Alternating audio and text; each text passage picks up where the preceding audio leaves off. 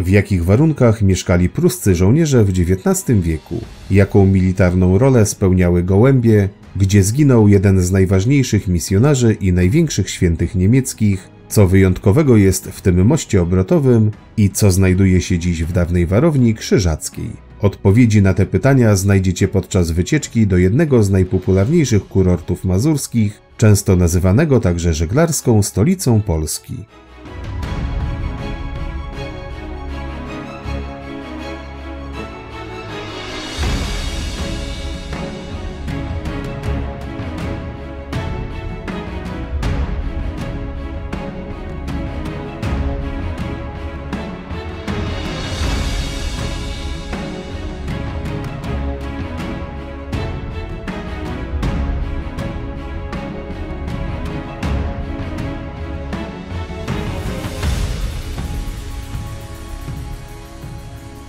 Zabieramy Was dziś do miasta leżącego w samym sercu krainy Wielkich Jezior Mazurskich. Malowniczo położone na przesmyku jezior Niegocin i Kisajno, uważane jest za stolicę polskich sportów wodnych. Położone w województwie warmińsko-mazurskim Giżycko, ma także ciekawą historię. Od początków związano z militarnym znaczeniem przesmyku między jeziorami. Jego położenie docenili krzyżacy, pruscy generałowie oraz hitlerowcy, lokując w okolicy obiekty o strategicznym znaczeniu. Sprawdźcie z nami, co warto zobaczyć w Giżycku.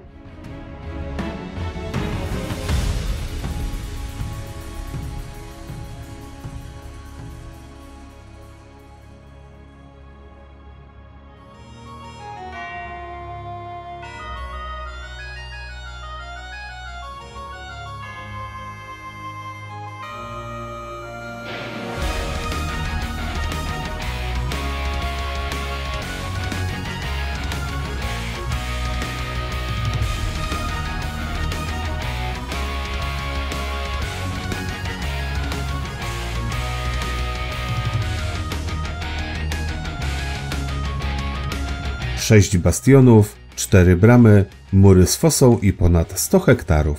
W ten sposób można pokrótce przedstawić największą atrakcję Giżycka, twierdzę Bojen. Położona w zachodniej części miasta, na wąskim przesmyku między jeziorami Kisajno i Niegocin, ma kształt sześciobocznej gwiazdy. Na pomysł jej budowy wpadli w pierwszej połowie XIX wieku pruscy generałowie von Grollmann i von Bojen, a była ona następstwem doświadczeń wyniesionych z wojen napoleońskich. Zanim jednak podjęto pomysł budowy, musiał on nabrać przez przeszło ćwierć wieku mocy urzędowej. Ostatecznie we wrześniu 1844 roku uroczyście położono kamień węgielny. Do realizacji założenia wybrano projekt Johanna Leopolda Ludwiga Bresse, generała piechoty i inżyniera, który był autorem i projektantem twierdz w Poznaniu, Królewcu i Świnoujściu.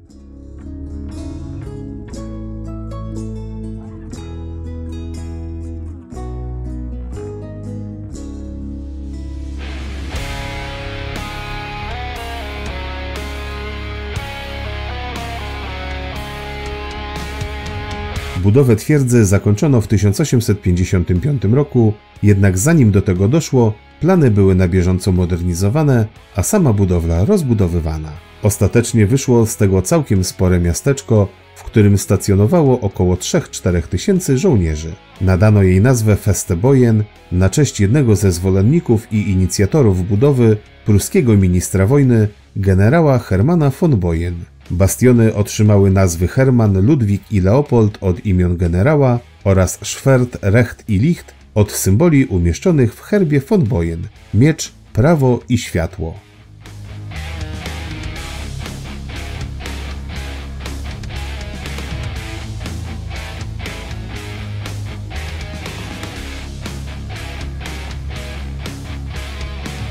Załoga twierdzy mieszkała na co dzień w 3 budynkach koszarowych. Znajdowały się w nich na 2 piętrach 32 izby mieszkalne, przeznaczone dla 2 kompanii wojska. Panowały w nich jak na owe czasy całkiem przyzwoite warunki. Budynki miały ujęcia wody, były ogrzewane za pomocą kominków, z których ciepłe powietrze było rozprowadzane systemem kanałów. Przed ogniem artylerii okna chronione były żelaznymi i drewnianymi żaluzjami. Tuż przy budynku znajdowała się latryna ze specjalną kabiną przeznaczoną dla wyższych oficerów. Dziś w budynku koszarowca Miecz znajdują się wystawy historyczne i hostel.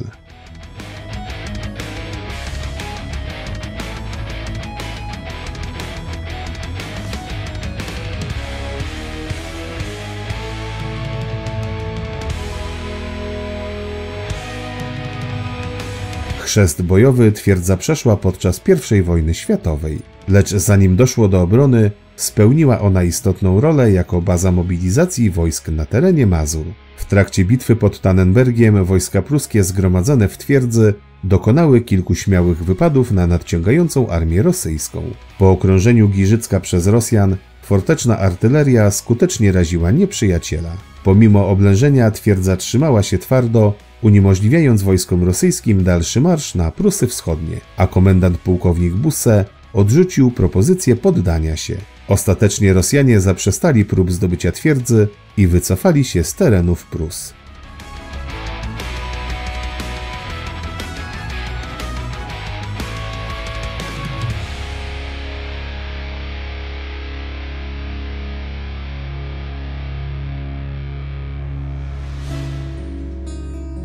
Ponad 3000 załoga wymagała także porządnego zaplecza gastronomicznego. Nie były to wprawdzie znane ze współczesnego wojska stołówki serwujące posiłki, jednak stacjonujący w Giżycku żołnierze karmieni byli przyzwoicie. Same magazyny zajmowały 12 dużych pomieszczeń, które w razie potrzeby wykorzystać można było jako zapasowe koszary. Dodatkowo suchary i mąkę składowano w 2 spichlerzach usytuowanych w pobliżu Majdanu. Na terenie twierdzy w budynku nazywanym piekarnią znajdowały się 3 ogromne piece do wypieku chleba, ubojnia i masarnia. Chleb dla załogi i mieszkańców Giżycka wypiekano tu do 1945 roku.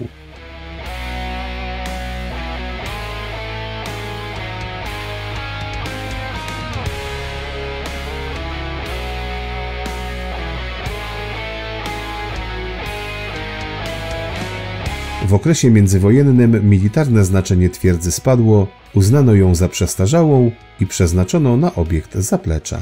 W 1939 roku posłużyła ponownie jako punkt zborny wojsk hitlerowskich. To między innymi z Giżycka wyruszyły wojska Armii Nord w kierunku Mławy i Modlina.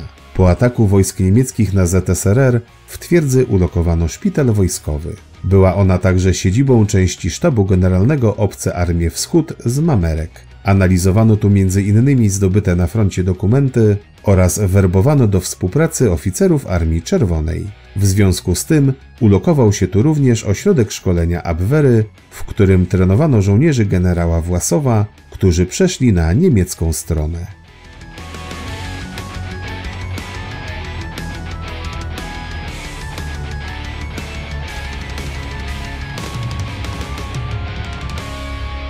Jeśli podoba Ci się nasz film, proszę zostaw łapkę w górę oraz rozważ subskrypcję kanału i włączenie powiadomień.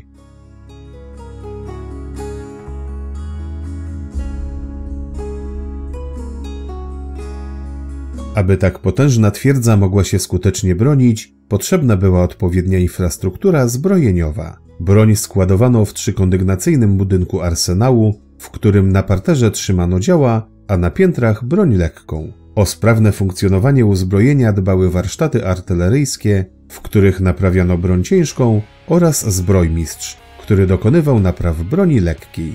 Dziś możemy tu obejrzeć, jak funkcjonował ten jeden z najważniejszych zakładów w twierdzy i z jakich narzędzi, czasem nie tak oczywistych, korzystał zbrojmistrz.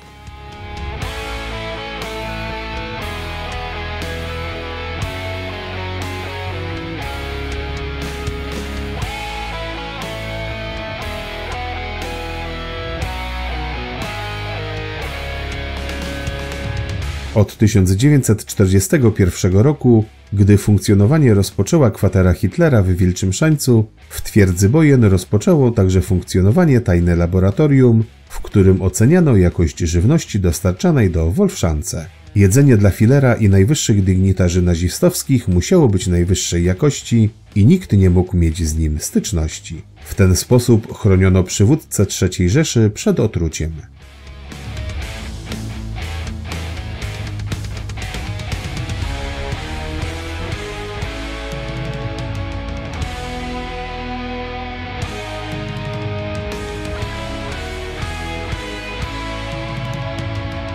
Twierdza funkcjonowała jak samodzielne miasto, a żołnierze musieli jakoś poruszać się po okolicy. Dlatego działała tu stajnia i wozownia. Oprócz pojazdów specjalnych jak kuchnia polowa czy wóz strażacki, możemy tu obejrzeć również bryczki i karoce. Kto wie, może właśnie takimi poruszali się pruscy oficerowie podczas stacjonowania w Giżycku. Do komunikacji ze światem zewnętrznym służyła stacja gołębi pocztowych, gdzie stacjonowało około 700 ptaków. Potrafiły one pokonywać ogromne odległości do Królewca, Szczecina czy Wrocławia. Gdy podczas I wojny światowej zaczęto na masową skalę stosować gazy bojowe, aby zwiększyć szanse dotarcia wiadomości, gołębiom zakładano małe maski gazowe.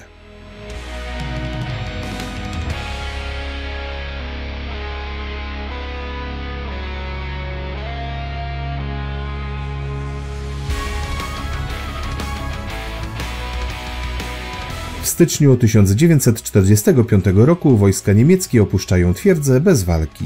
Trafiła ona do wojska polskiego, które było średnio zainteresowane korzystaniem z niej. W związku z tym w latach 50. w twierdzy ulokowano kilka firm spożywczych, co w znacznym stopniu zatarło militarny charakter obiektu. Lata 90. spowodowały upadek zakładów, a w 1994 przekazano ją Towarzystwu Miłośników Twierdzy Bojen, która zagospodarowała ją turystycznie. Dziś możemy ją zwiedzać korzystając z 3 tras turystycznych dostosowanych do możliwości i zainteresowania odwiedzających.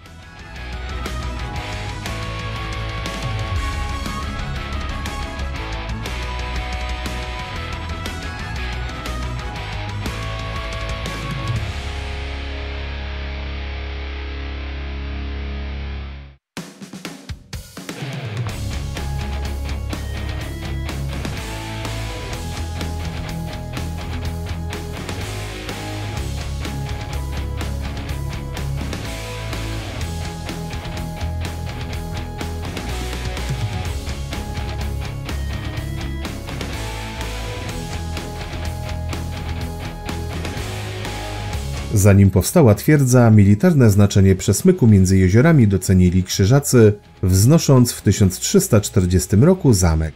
Osamotniona warownia w głębi puszczy została spalona przez wojska litewskie w 1365 roku. Na jej zgliszczach pod koniec XIV wieku Krzyżacy wznieśli ceglano-kamienny zamek komturski, który w XV wieku awansował na siedzibę prokuratora. Po sekularyzacji państwa krzyżackiego osadzono w nim urząd starosty i niedługo później przebudowano w stylu renesansowym. Pod koniec XVII wieku następuje kolejna przebudowa, mająca dostosować zamek na siedzibę rezydencji myśliwskiej książąt elektorów. Część zamkowych skrzydeł spłonęła w połowie XVIII stulecia i w XIX wieku ulokowano to urząd starostów oraz mieszkania dla wyższych oficerów Twierdzy Bojen. Po II wojnie światowej część zniszczonych budynków zamkowych rozebrano, a pozostałe odrestaurowano, przeznaczając je w latach 70. na motel. W latach 2009-2011 przebudowano zamek na luksusowy hotel St. Bruno.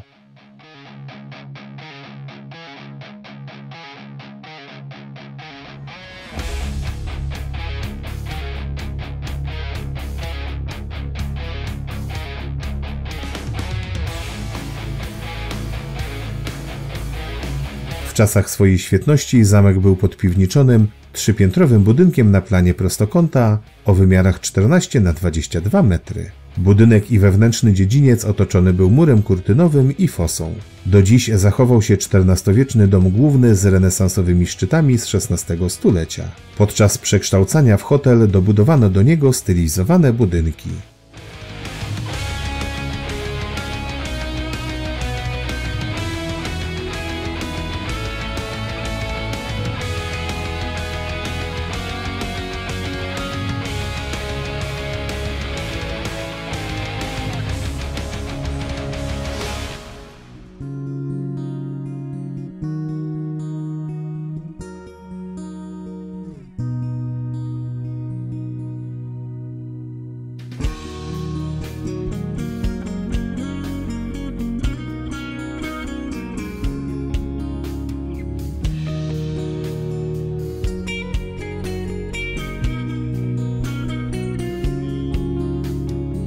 Początki Giżycka sięgają XIII wieku, kiedy tereny te zamieszkiwało plemię Galindów. Po wzniesieniu przez Krzyżaków w XIV wieku zamku zaczęła powstawać wokół niego osada, która rozwijała się szybko dzięki rolnictwu i rybołówstwu. Wieś otrzymała prawa miejskie w 1612 roku, a opowiada o tym legenda. Pewnego dnia wybrał się w te tereny na polowanie książę pruski. Podczas łowów złapał go deszcz i postanowił skryć się w gospodzie, gdzie zamówił posiłek. Gospodarze, widząc, że do karczmy zawitała znaczna persona, przygotowali 3 najbardziej dorodne leszcze i podali je na błękitnym talerzu. Książę zachwycił się smakiem tak bardzo, że po powrocie postanowił nadać wsi prawa miejskie, a herbem zostały właśnie 3 leszcze na błękitnej tarczy. Do dziś herb ten zdobi miasto i upamiętnia to wyjątkowe wydarzenie.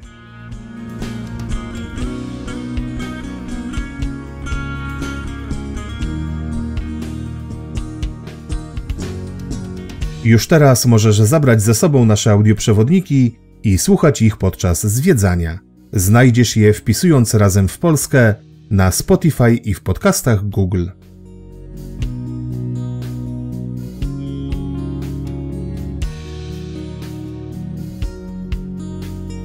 W czasie potopu szwedzkiego miasto zniszczyły wojska litewskie i tatarskie, ścigające wycofujących się Szwedów. Ponad 1000 mieszkańców wymordowano lub wzięto w jasyr. Powoli odbudowujące się miasto niszczy pożar w 1686 roku. Na domiar złego na początku XVIII wieku miasto dziesiątkuje epidemia dżumy. W XIX stuleciu przez miasto przetaczają się wojny napoleońskie, po których następują dla miasta lepsze czasy, związane z budową twierdzy i kanałów łączących wielkie jeziora mazurskie. Miasto zyskuje powoli sławę kurortu wypoczynkowego nad jeziorami. W okresie międzywojennym powstają liczne hotele i pensjonaty, restauracje, przystań jachtowa, wioślarska i bojerowa. II wojna światowa dociera do Giżycka pod koniec 1944 roku. 26 stycznia 1945 wojska II Frontu Białoruskiego zdobywają miasto, niszcząc je i plądrując.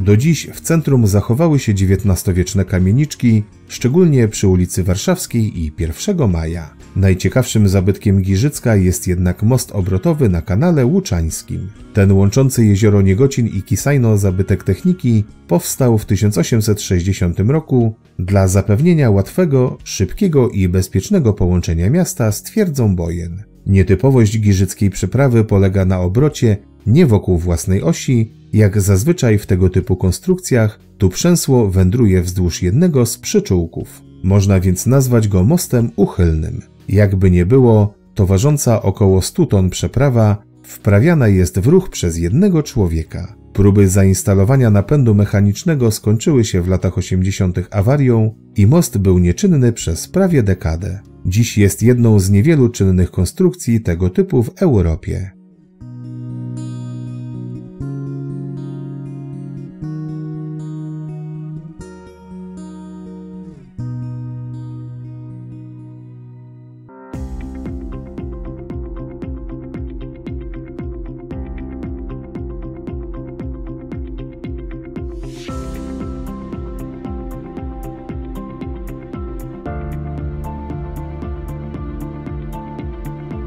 Święty Brunon z Kwerfurtu jest niezwykle ważną postacią dla mazurskich ewangelików. Jego życie było podobne do życia świętego Wojciecha, obaj próbowali chrystianizować mieszkających tu wówczas Prusów i obaj zginęli śmiercią męczeńską. Brunon urodził się w rodzinie saskiego arystokraty w 974 roku. Jako najmłodsze dziecko przeznaczony został do służby Bożej. Naukę pobierał w szkole katedralnej w Magdeburgu, która była przesiąknięta ideą szerzenia wiary chrześcijańskiej u pogan. Pracę misyjną rozpoczął na Węgrzech i na południe od Rusi Kijowskiej. Około roku 1004 przeniósł się na tereny północnej Polski, skąd prowadził misję na Prusy. Zginął wraz z 18 innymi misjonarzami 14 lutego lub 9 marca 1009 roku.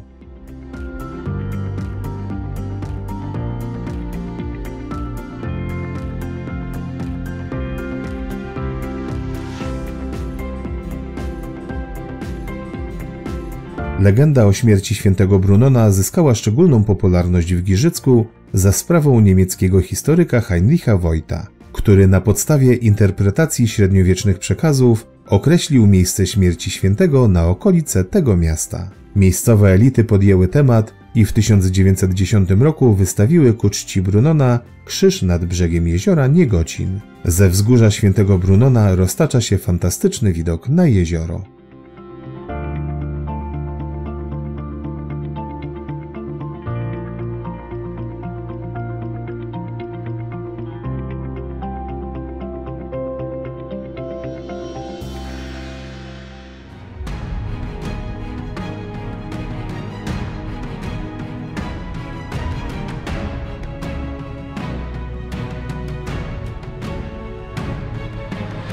Dziękujemy, że obejrzeliście cały film. Proszę zostawcie łapkę w górę, piszcie w komentarzach o waszych wrażeniach, podzielcie się nim ze znajomymi i pamiętajcie o subskrypcji.